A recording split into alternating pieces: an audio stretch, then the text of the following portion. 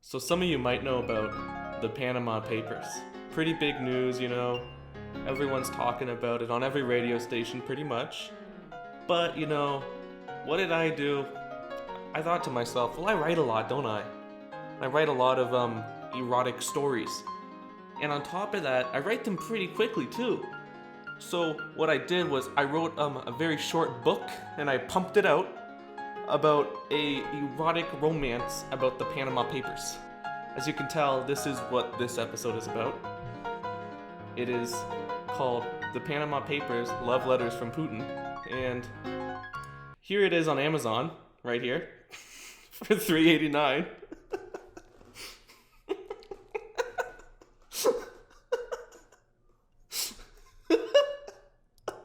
But Amazon would not let me sell it cheaper. So I tried to sell it cheaper. So I thought, why stop at Amazon? So if you want to get the book for a cheaper price, you can go to Kobo, which it is only $1. And there's the book right there. Love Letters from Putin. I actually enjoyed using Kobo a lot more than Amazon for uploading the book. Amazon was like a real asshole about what they wanted me to do and stuff. I felt like I was signing my soul over, but Kobo was pretty cool about it.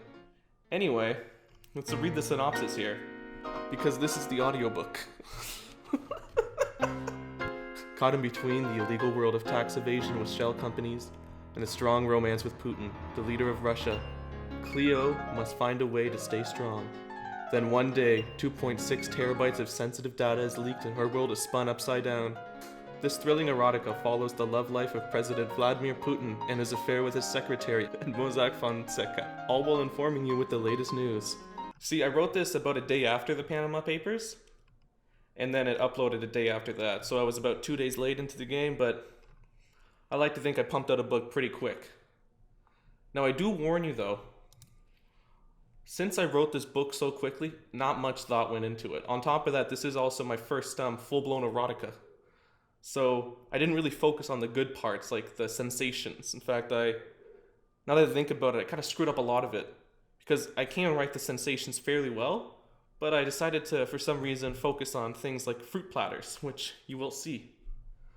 But what this is this may be the only news, erotica, banking, political science, romance, law, and educational book ever.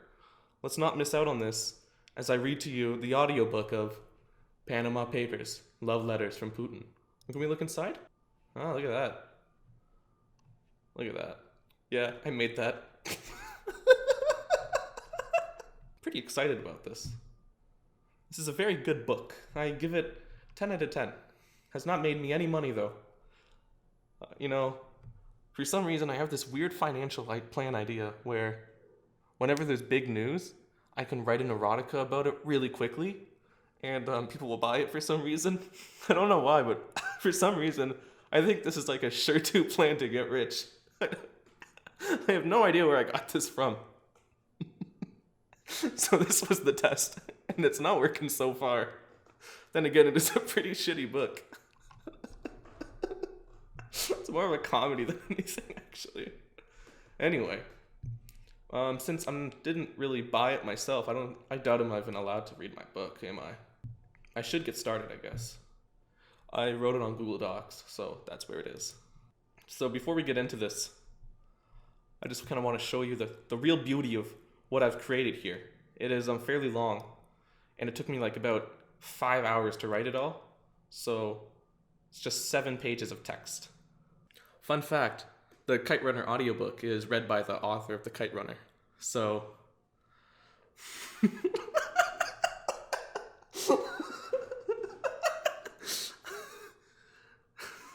so Love Letters from Putin is read by the author.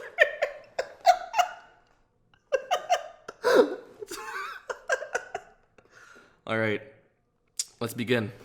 This is the Panama Papers, Love Letters from Putin, written by Leveless. Audiobook read by the author. Prologue. Vlad, you need to understand what I'm saying. A woman's voice spoke over the phone, trying to calm the man on the other side. Her voice was soft and calming, but came with a thick Russian accent. English was clearly not her native tongue. Although she spoke both English and Russian, she was in Panama, working for the firm Mossack Fonseca. She had worked as a secretary for Vladimir Putin for years before they started to become more than just co-workers. She could still remember her face day on the job. She wore a short black dress and high heels, thinking it would help her fit in, but it only made her natural slender body stand out amongst the crudely dressed office workers. When she had been shown her seat, her face was already bright red from the embarrassment of overdressing. Then Putin walked in and the loud office fell silent. The whole environment changed in a matter of seconds. Dressed in a sleek suit, she could easily tell him from the rest of the people in the group he walked in with, although he did make them dress less formal so he would stand out. He walked right past her desk and never showed any attention to her, but they both knew of each other's presence. How could they not? That day all she could think about was how sturdy he looked, how noble, how pale, and the fact that his office was right beside her cubicle didn't help. She could hear him talking on the phone, but she pretended he talked to her, even with the technical chatter. "Well, move the money to a different offshore account, and keep my name out," she could hear him say on the phone, but in her mind it was to her, in some strange, sensual way. "No!" he yelled into the phone as he stood up, the spiral cord of the phone stretched. "We are proud. Our land is our motherland, and you will stay off." He spoke with fierce pride. He argued for a while before taking a more gently tone. "Oh, well then put it in a shell. I'll have someone book a hotel room for you." Vladimir opened the door to his office with a large smile on his face. "Add 13 more!" he yelled to the office with joy. A small man walked out from the office with a red marker. He waddled up to a whiteboard, stepped onto a stool, and tallied 13 tallies onto a sea of others. The board read donations with actual quotation marks around the word. In the bottom it read in millions, this time just plainly. In the top of the corner was the name of the month, June. "That's 217, the small man yelled back with surprising vigor in his shrill little voice. As he walked back to his office, he disappeared as he walked past the desks that are taller than him. "Fonseca! Fonseca!" The entire office wrapped arms around each other as they sang together, as they praised Putin. He stood in his doorway, gleaming with pride. After the singing, Putin turned to head back into his office, but stopped halfway. He turned to his new secretary and read her name. "Cleo, why you not sing with office?" he asked in confusion, although Cleo saw it as disappointment. She looked down and moved her feet with shame. "I am sorry, sir. It will never happen again." "Make sure," he spoke lowly. As she looked up, he could see the fear in her face and gave her a playful wink. He knew that he had to maintain a strong leadership role, but he also knew it was her first day. Vladimir walked back into the office and went back to the phone, missing the small smile that appeared on Cleo's face. For the next long while, their relationship was strictly a very formal professional one. Until the office holiday party years later, the group was circled around Putin cheering, "Putinya! Putinya! Putinya!" The small man wore red overalls as he sat on the shoulders of a taller man as they threw their arms up cheering in the decorated office. The strobe light was amateurly taped to the head of the stuffed bear in the office and flickered as heavy rave music played in the background. The office altered between red, green, and gray, and black many times a second. On the side of the room was an improvised table made from a few cardboard boxes and a sheet draped over it. It held only bottles of vodka, with paper poorly taped to them with the words "fruit punch" written across in gold crayon. Cleo was on the inside of the circle cheering with the crowd, as all the women had been encouraged to be on the inside of the circle in fact, which Cleo thought was strange, but kind, giving them a good view of the show. In the middle was Putin, and only Putin. At his feet were 3 empty 1-liter bottles of vodka he had drank, and a large naked man passed out on the floor. Well, people thought he was. He held a half-finished bottle of vodka in one hand that was pouring onto the carpet, and in his head he held the image of his family. The family Putin had threatened with missing if he didn't win. Vladimir spun in circles as he tried to sing to a song he thought was playing. The flashes of strobe light made him disappear and reappear somewhere else. He then leaned over and puked pure ethanol onto the man on the floor and continued to dance. A friend of the passed-out man noticed he was struggling to hold in a gag and pulled him into the crowd of now jumping drunk Russians. The floor shook as people tried to jump with Putin's ever-changing rhythm, until he looked almost like he was having a seizure, until he struck an ending pose. All of a sudden, the women in the circle lifted their tops like some kind of gift. Cleo was taken back in fear, and Putin turned to her with anger. The whole room went quiet besides the rave music beating in the background. She instinctively lifted her top to avert the gaze, but Vladimir held position. Then the other woman started to completely strip down like Putin had already done, and with fear so did Cleo, but he never looked away. Now even the girls were looking at her. Putin slowly lifted his arm and pointed at her, and someone from behind her pushed her forward. She didn't know if it was the fact that she was already drunk, or the fact that Putin knew his stuff, but before she knew it, they were making love in the middle of the circle as the crowd cheered and yelled. After that day, Cleo and Putin shared something special. Something that made Putin trust Cleo enough to send her to Panama to work as the link between Mossack Fonseca and the Kremlin. Chapter 1. The day Cleo left for her new position was another day she wouldn't forget. But unlike the feeling like she didn't belong, she felt sad but proud. Putin, the man that ran the motherland, the man that beat children in martial arts, the man that told her to never bathe because he liked her natural, was trusting her with the biggest job she would ever do. He walked with her to the plane as two men followed with her luggage. They exchanged a Russian kiss as he took the final step, just outside the plane. His breath was salty and tasted like vodka, the vodka they had drunk the night before. The two men walked past him and put her luggage on the plane. One bag of clothes and toiletries, and another of warm-hearted letters Putin had wrote to her. Each letter had a date on them in the future, and she was supposed to read them when the day came. On the days that there wasn't a designated letter, Putin would put time aside to write a new one and email it to Cleo. After a sad goodbye, the door of the plane closed and moved into position. Other planes nearby were made aware that missiles were locked onto them if they delayed Cleo's takeoff, and they moved out of the way like a military descent. The plane ride was nothing special, and only made Cleo miss her secret lover more. She looked out the window as she watched the water eventually become the bright blue of the Caribbean. Once the plane landed, men in suits walked in to help her move to her new home. She walked past palm trees and felt the warm, soft tropical breeze on her baby seal coat. The men walked her to a prospering apartment complex and to the elevator. Anxiety became excitement as she watched one of the men press the penthouse button with his white gloved hand. He then took out a fob and tapped it on a black square besides the top number and then handed it to her. The door opened to a wood-floored expanse. To the left was a marble kitchen, and to the right was a leather couch that faced a massive TV. In front of them was a fully windowed wall that overlooked the tropical shore. Taken back by the beauty, Cleo felt herself walk towards the view as it drew her in. The men in the elevator placed her bags just outside the elevator and rode it back down. Cleo's phone began to ring. "I have word you are there." Putin's familiar voice spoke through the phone. "It is beautiful, honey." Cleo struggled to find the words to describe the view. Good. I get best for you. I need to go now. Enjoy." He hung up. Cleo held the phone to her chest as she admired the view. She unpacked, she kept the love letters in an organized pile that started with the current date and went down as the date moves forward. She kept glancing back at her letters as she unpacked the clothes and put them away, struggling to find it in herself not to open them all at once. As she put the last of her hat away, she jumped up and rushed to the notes, swiping the one off the top, almost spilling the pile. Cleo positioned herself on a lawn chair on the balcony as she opened the letter with gentle care. It was a handwritten poem from Vlad, and the bottom was a kiss he had added with ink. "Cleo, my love, my joy. Like the famine of cold winters, you are always on my mind.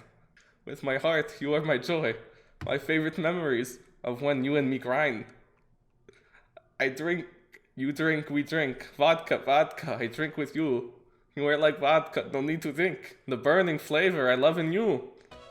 Although Cleo could tell it wasn't the best or longest poem, it warmed her heart nonetheless. She even felt herself in tears as she glanced over the poem as she repeatedly read her name. At the end of the poem was a crude drawing of her naked. She felt compelled to kiss the spot where her lover had kissed, and then got up and put the letter on the fridge. That night, the landline rang from the office. "Hello, is this Cleo?" a gentlemanly voice asked. "Yes." "It is around dinner time. Would you like us to bring a meal to the room? We have a prime rib special. That will do, she responded, not knowing how to respond as politely as the man on the other side of the phone. Very good, ma'am. There will be a waiter for you in the room shortly. Okay. There was an awkward pause as the man waited for her to hang up. She eventually did. A while later, the elevator bell rang as the doors opened into the main room. A man dressed in white entered, pushing a silver cart with 2 silver domes that rested on a cloth on top of the cart. Silently, he lifted off the lids of the silver plate underneath and placed them under the cart into a second layer underneath the top. He then bowed to her and walked out. An assortment of delicately crafted food laid spread out onto 2 silver dishes. The prime rib was cut into perfectly even portions and fanned out with au jus poured on top. Garnishes decorated the main course with a whole palette of colors. On the second plate was a framed picture of Putin eating prime rib with his hands, looking into the camera as if he looked directly at Cleo. He wore a bib that had some sauce on it, but wore a suit underneath. On the bottom of the picture was the word love in fancy letters. Cleo ate the prime rib with her hands as well as she stared at Vlad's deep blue eyes. She had never tasted a meal so delectable and never felt herself be taken care of to this extent. That night she stripped down to her clothing and slept with the picture, dreaming of vodka and fur. Chapter 2. In the morning, Cleo had already gotten dressed and ready before her wake-up call came from the front desk. Today would be her first day on the job, and if it was anything like how her experience had been so far, she was going to have a wonderful time. Later that morning, a man she couldn't tell if it was the same from before or the different one came up and replaced the food cart with one with breakfast on it. This time there was no picture of her lover though, but instead the eggs were shaped like his dull-featured head. Cleo almost felt ashamed that she had to ruin the wonderful piece of artwork as she ate her food. On her bread was a message burnt into the toast. Good luck on first day. She smiled and left that one to be admired. She got another call later when she went down to the exit. A large limo had been waiting for her. One of the windows was open, and a cardboard cutout of Vlad leaned out, looking aimlessly just beside her. The man walked out and opened the adjacent door on the other side for her. Once she was seated, he moved the cutout to sit down beside her and stare at her. The full-body photo held a note in his right hand that read, "Good luck," and the other hand gave a thumbs up. The limo drove by a tall bank and down the street some bit.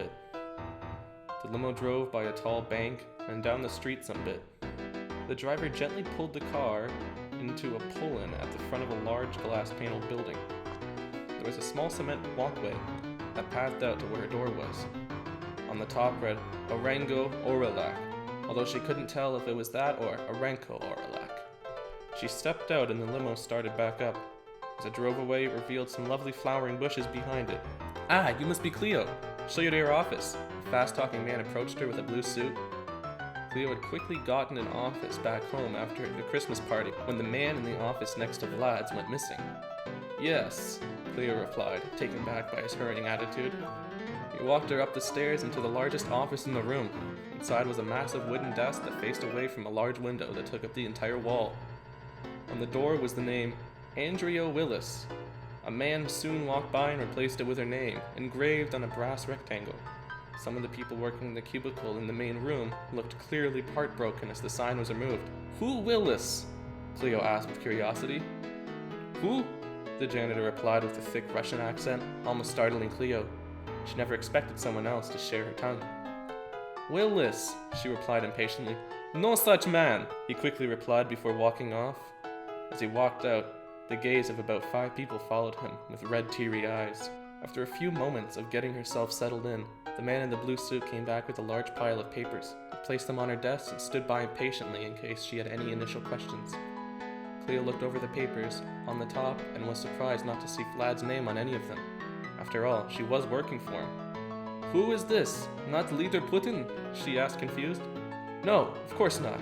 He would never be involved here." The man gave Cleo a wink at the end, changing the entire way his reply was interpreted. "You are right," Cleo winked back. "I will call front if I have questions." She politely nudged that she would rather be alone. "Gotcha!"